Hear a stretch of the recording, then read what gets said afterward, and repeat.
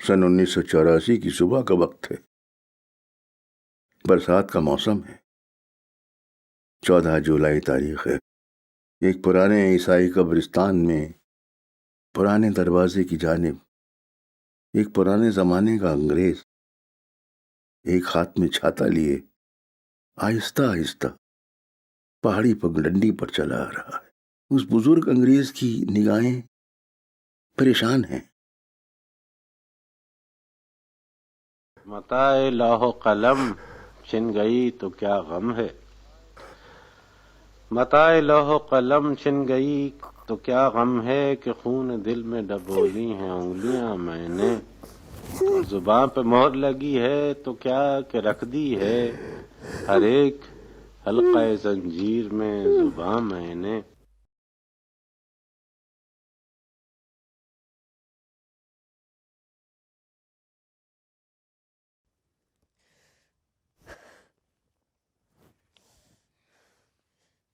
You are the one.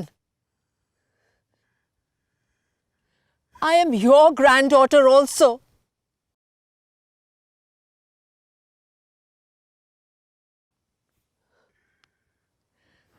How unlucky I am. My father's father is responsible for my mother's father's death. मेरे नाना के कातिल मेरे दादा हैं।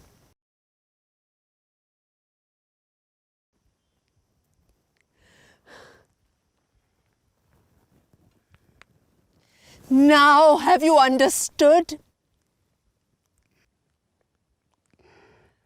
बेटी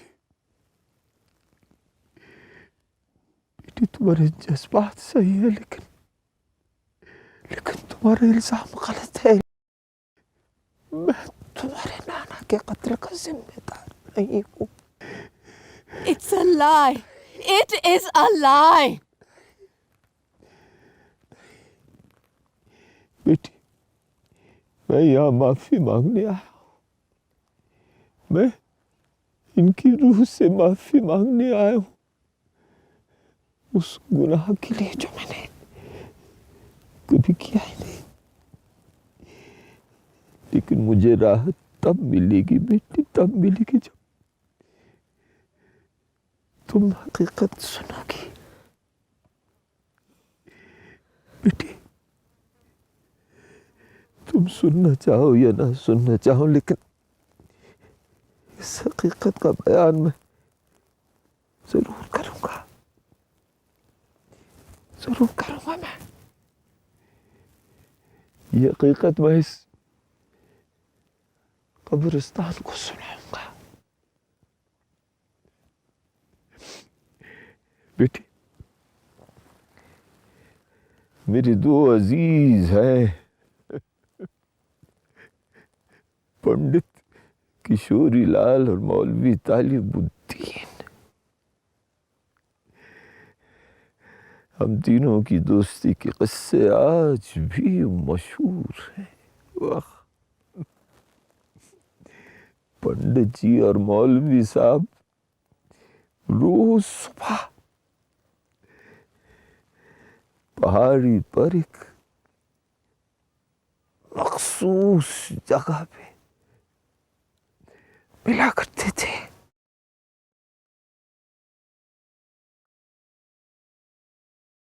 चंद रोज और मेरी जान, फकत चंद ही रोज, जुल्म की छाँव में दम लेने पे मजबूर हैं हम। और कुछ देर सितम सह लें, तड़प लें, रो लें, अपने अजदाद की मीरास है, माजूर हैं हम। अपने अजदाद की मीरास है, माजूर हैं हम। जिस्म पे कैद है, जज्बात पे जंजीरें हैं। फिक्र महबूस है, गुफ्तार पे ताज़ीरें हैं। अपनी हिम्मत है कि हम फिर भी जिए जाते हैं। जिंदगी क्या किसी मुफलिस की क़बा है जिसमें हर घड़ी दर्द के पैबंद लगे जाते हैं। लेकिन अब जुल्म की मियाद के दिन थोड़े हैं। एक जरा सब्र के फरियाद के दिन थोड़े हैं। अरसे दहर की झुलसी हुई वीरानी में हमको रहना है। यूं ही तो नहीं रहना है। अजनबी हाथों का बेनाम गिरा बार सितम आज सहना है। हमेशा तो नहीं सहना है कि तेरे हुस्न से लिपटी हुई आलाम की गर्द अपनी दो रोज़ा जवानी की शिकस्तों का शुमार, अपनी दो रोज़ा जवानी की शिकस्तों का शुमार,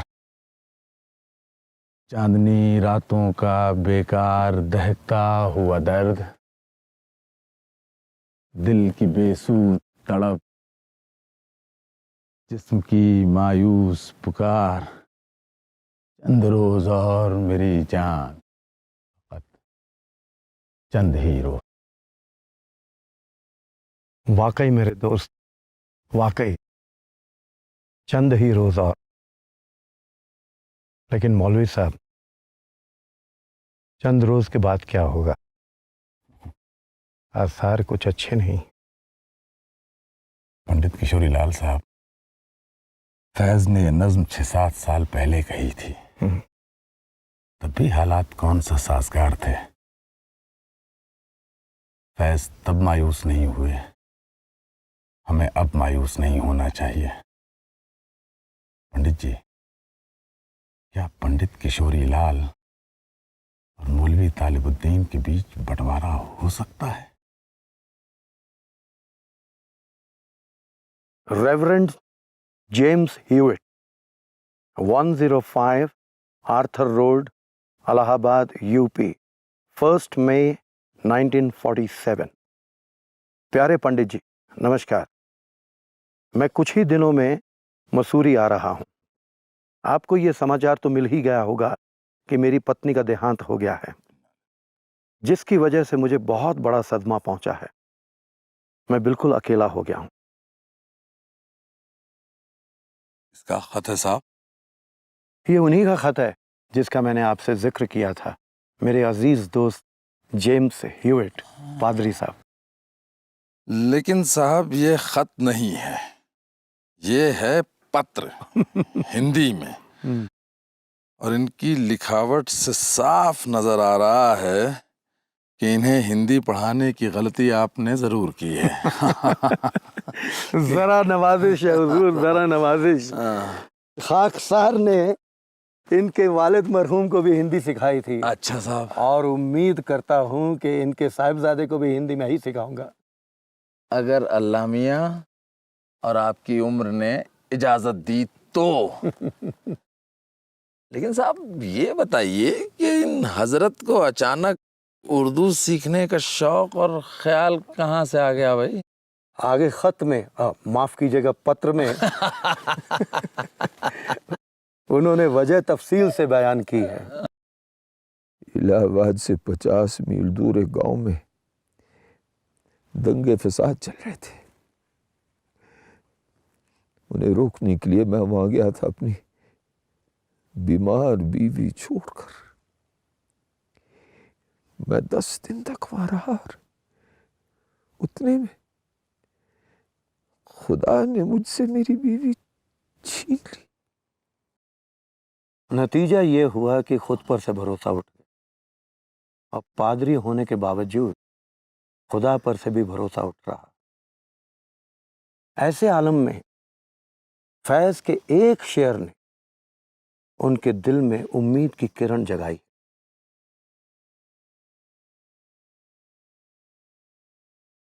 माफ कीजिएगा, मुझे उर्दू नहीं आती। इस कब्र पे क्या लिखा है? इदराक अंसारी, तारीख पैदाइश 22 जून 1887, तारीख वफात 14 जुलाई 1947 ईस्वी, मसूरी। तारीख वफात यानी? He was killed on that day.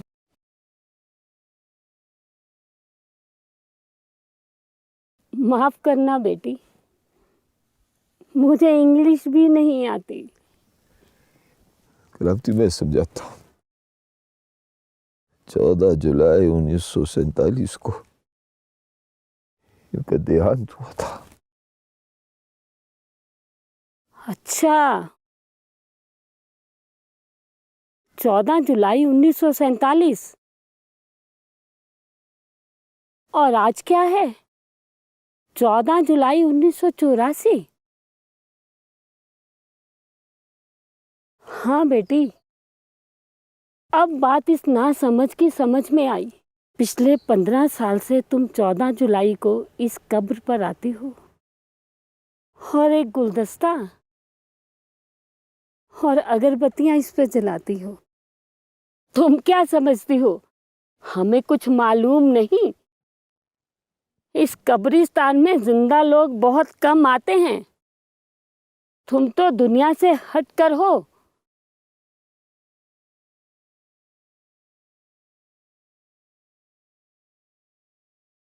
पादरी साहब, ऊपर भी कुछ उर्दू में लिखा है, वो भी बतलाएंगे?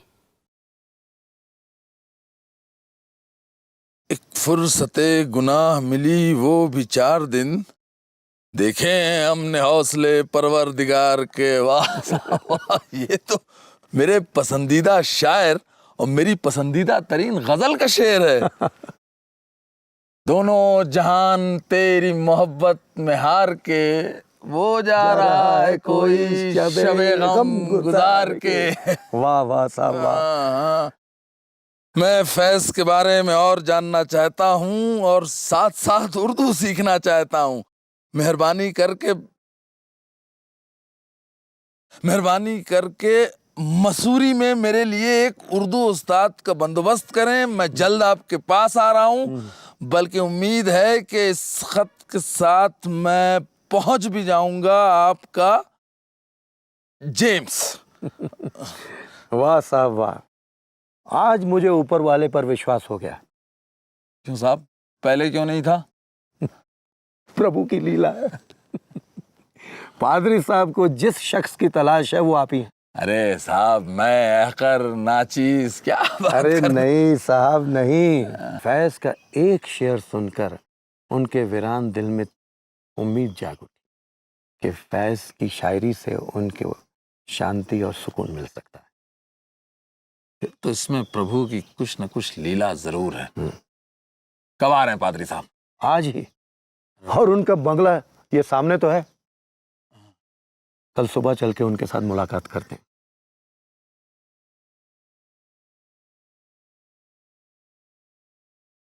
Reverend James Hewitt.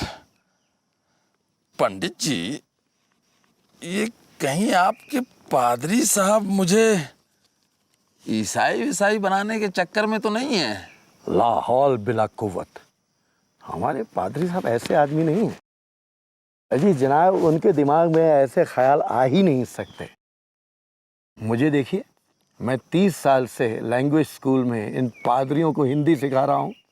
मैं तो पंडित किशोरी लाल ही रहा। लेकिन एक संजीदा बात। हाँ, भला मैं इतने पढ़े लिखे, इतने तालीम याफ्ता इंसान का उस्ताद कैसे हो सकता हूँ? एक बात बताइए तालिबुद्दीन साहब, आप उर्दू में मेरे उस्ताद, मेरे गुरु हैं कि नहीं? पंडित जी,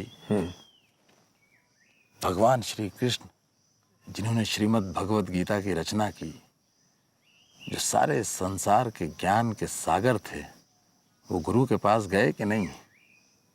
बल्कि शास्त्रों के अनुसार गुरु की महत्ता बढ़ाने के लिए उन्होंने गुरु का ओहदा भगवान से ऊपर स्थापित किया। उन्हें भला कोई गुरु क्या सिखा सकता था? वाह पंडित जी। पंडित नहीं साहब, मुझे खत ही रहने दीजिए, पत्र मत बनाइए।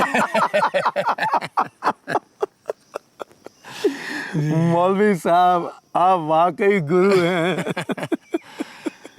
गुरु गोविंद दो खड़े काके लागू पाए, बलिहारी गुरु आपने गोविंद दियो बताए। सिर्फ खुदा से बात करने से कोई हल नहीं निकलता।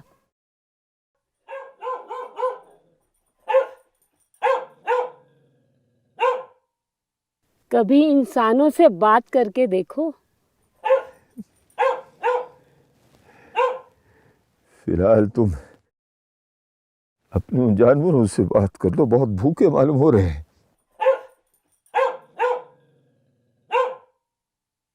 जब आपको भूख लगे तो आप भी भौंकिएगा, खाना तैयार मिलेगा। बेटी, क्या मौलवी साहब मुझे याद करती हैं? कोई उम्मीद बर नहीं आती, कोई सूरत नजर नहीं आती, मौत का एक दिन मुअय्यन है, नींद क्यों रात भर नहीं आती। आगे आती थी हाल दिल पे हंसी, अब किसी बात पर नहीं आती। आगे आती थी हाल दिल पर हंसी, आगे आती थी हाल दिल पे हंसी, अब किसी बात पर नहीं आती। जानता हूँ सवाबे तातो ज़ुहद, जानता हूँ सवाबे तातो ज़ुहद, पर तबीयत इधर नहीं आती, पर तबीयत इधर नहीं आती। दाग दिल गर नजर नहीं आता, दाग दिल गर नजर नहीं आता, बू भी है चार अगर नहीं आती। दाग दिल गर नजर नहीं आता, बू भी है चार अगर नहीं आती। वाह। सुनिए साहब, हासिल है गजल। हम वहाँ हैं जहाँ से हमको भी, हम वहाँ हैं जहाँ से हमको भी कुछ हमारी खबर नहीं आती।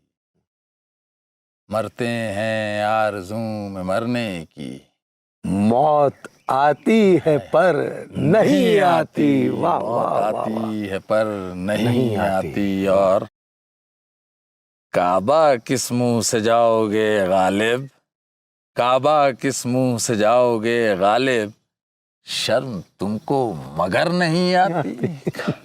काबा किस मुंह से जाओगे गालिब, शर्म तुमको मगर नहीं आती। मौत का एक दिन मुअय्यन है, नींद क्यों रात भर नहीं आती। मौत का एक दिन मुअय्यन है, नींद क्यों रात भर नहीं आती। मौलवी साहब, अभी अभी आपने गुरु की बात कही जी, कहीं ऐसा तो नहीं कि गालिब फैज के गुरु हैं? वाह, क्या पते की बात कही है आपने। दरअसल फैज गालिब को ही अपना गुरु मानते हैं। लेकिन पंडित जी, एक बात बताइए, आपको ये एहसास कैसे हुआ कि गालिब और फैज का आपस में कोई ताल्लुक है। मौलवी साहब, मुझे लगता है कि दोनों हम ख्याल हैं। दोनों अपनी शायरी में इंसानी हकीकत और जज्बात पेश करते हैं। लेकिन एक बात है, गालिब की शायरी में उदासी बहुत है, जबकि फैज की शायरी में उदासी है पर उम्मीद भी नजर आती। खासी हद तक आप दुरुस्त हैं। गालिब के यहाँ मायूसी है जी। सुनिए साहब, मुनहसिर मरने पे हो जिसकी उम्मीद, मुनहसिर मरने पे हो जिसकी उम्मीद, ना उम्मीदी उसकी देखा चाहिए। ये सुनिए, दर्द मिन्नत कशे दवा न हुआ, दर्द मिन्नत कशे दवा न हुआ, मैं ना अच्छा हुआ, बुरा ना हुआ। वाह वाह वाह। मौलवी साहब, मैं आपकी बात से सहमत। हुजूर, मुझे पत्र ही रहने दीजिए, मैं खत नहीं बनना चाहता। पंडित जी, हाँ जी। मैं आपकी मायूसी वाली बात से सहमत हूँ। जनाब मौलवी साहब, आप मेरी बात से सहमत नहीं हैं, मुत्तफिक। आप मजाक का कोई मौका जो है अपने हाथ से जाने नहीं देते। जनाब आप मौका जो बहुत कम देते। बहरहाल पंडित जी, हाँ जी। गालिब की एक और खूबी है, जी। वो मायूसी की आंच को तंज की आमेजिश से बढ़ा देते हैं। देखिए, आगे आती थी हाल दिल पे हंसी, अब किसी बात पर नहीं आती। दरअसल गालिब ने 1857 का हौलनाक जमाना देखा था। उनकी महबूब दिल्ली जल रही थी, उजड़ रही। लाजिम था कि मायूसी गालिब की फितरत पर गालिब आ जाती। जी, उसी तरह आज के हौलनाक ज़माने की जो ये तकलीफ चल रही है, वो फैज़ की फितरत पर हावी हो रही। दुरुस्त है, फैज़ पर, हम पर, मुझ पर, आप पर, पादरी साहब पर। जी। बहरहाल पंडित जी, पादरी साहब के खानदान के बारे में कुछ और बताइए ना। मौलवी साहब, आपको याद है आज से 40-50 साल पहले वो जो सिस्टर बाजार है, उसके बगल में जो जंगल है, वहां पर आग लग गई थी। हाँ, तब हम लोग स्कूल में पढ़ते थे। हाँ। तो एक मिशनरी साहब उस आग को बुझाने के लिए जंगल के अंदर भाग गए थे। और जब वो 2-3 घंटे तक वापस नहीं आए, तो दूसरे मिशनरी साहब उनको बचाने के लिए उस जंगल की आग में कूद गए थे। हाँ, तभी हम लोग मलिंगार से दौड़ते हुए सिस्टर बाजार पहुंचे थे। बिल्कुल। वो जो दूसरे मिशनरी साहब थे, वो ह्यूइट साहब ही तो थे, हमारे पादरी साहब के दादा मरहूम। याद आया। क्या नूर था साहब, ह्यूइट साहब के चेहरे पर। ये अच्छी तरीके से याद है जी। जब वो आग के शोलों को चीरते हुए एक आदमी को अपने कंधे पर उठाए हुए बाहर निकले थे, हमें यकीन आ गया था, हाँ, खुदा है, भगवान है, गॉड है। उस दिन हमारे जवां दिलों में गॉड को लेकर, खुदा को लेकर, भगवान को लेकर जो शक था, वो दूर हो गया था। कैसा शक साहब? जब ये जमीन है, ये आसमान है, ये खुदरो पेड़ पौधे हैं, जंगलात हैं, ये सुबह शाम है, कैसा शक? देखिए, इस मौजू पे कितना अच्छा शेर याद आया जाता है। इरशाद। हाँ, जोश मलिया आबादी साहब का है। हमें से अहले नज़र को सबूत हक के लिए, हमें से अहले नज़र को सबूत हक के लिए, अगर रसूल ना आते सुबह काफी थी। वाह वाह वाह, क्या? अगर रसूल ना आते तो सुबह काफी थी। मौलवी साहब, आपको पता है कि बड़े पादरी साहब, यानी कि बड़े ह्यूइट साहब और छोटे ह्यूइट साहब, हमारे पादरी साहब के दादा मरहूम और उनके पिताजी दिवाली के दिन हमारे घर पर आया करते थे, और हमारे पिताजी के साथ घंटों दिवाली पर और दशहरे पर बातें किया करते थे। और हमारी माताजी उनको चाय बनाकर पिलाया करती थी। फिर जब वो जाने लगते थे तो हमारी माताजी एक टीन के डिब्बे में दिवाली की मिठाई भर कर दिया करती थी, और इस शर्त पर कि वो डिब्बा जब वापस आए तो क्रिसमस के दिन उसके अंदर क्रिसमस का केक हो, यानी बड़ा दिन। हाँ जी, बड़ा दिन। फिर तो फिर क्या है साहब, क्या मजाल, बड़े ह्यूट साहब क्या, छोटे ह्यूट साहब क्या, ह्यूट मेम साहब बजाते खुद उस टीन के डिब्बे में क्रिसमस का केक भर कर हमारे घर पर लाया करती थी। जनाब, अगर आप ह्यूट मेम साहब को मिले होते तो तब आपको पता चलता कि शख्सियत क्या चीज है। हर इंसान से कितने प्यार से मिलती थी, तपाक से, और उनकी जबान कितनी मीठी थी साहब। नहीं साहब, याद आया, आप उन्हीं मेम साहब की बात कर रहे हैं ना जो हमें चॉकलेट खिलाया करती थी। हाँ, और वो याद है, एक बार वो हमें 4 दुकान पे चॉकलेट खिला रही थी, तभी उनको ओम प्रकाश धोबी नजर आया। उन्होंने ओम प्रकाश धोबी को बुलाया और लगी लताड़ने, अरे तुम क्या समझते हो, तुम हमारी चादरें बदली करके हमें दे जाओगे और हमें पता नहीं चलेगा? ले जाओ अपनी चादरें और हमारी चादरें वापस लाओ, हैं? और अगर कल तक ये काम नहीं किया तो लैंडोर में रहने नहीं पाओगे। और साहब ये कह के मेम साहब तो रवाना हुई, और हम लोग, याद है, हम लोग पहुंचे ओम प्रकाश के पास। भैया ओम प्रकाश तब ठीक तो है ना? कहने लगा ठीक है। अरे साहब आज तो मैं बहुत खुश हूँ, एक अरसे के बाद किसी मेम की डांट सुनने को मिली है। बच्चों आज मेरी तरफ से चॉकलेट खाओ।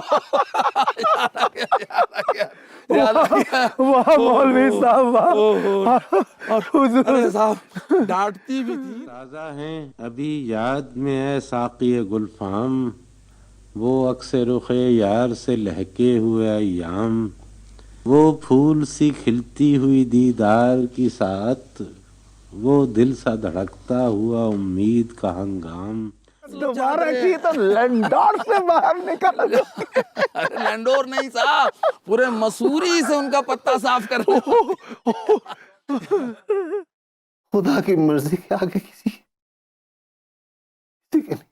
But I know who is responsible for my grandfather's death. पत्ता टूटा डाल से ले गई पवन उड़ा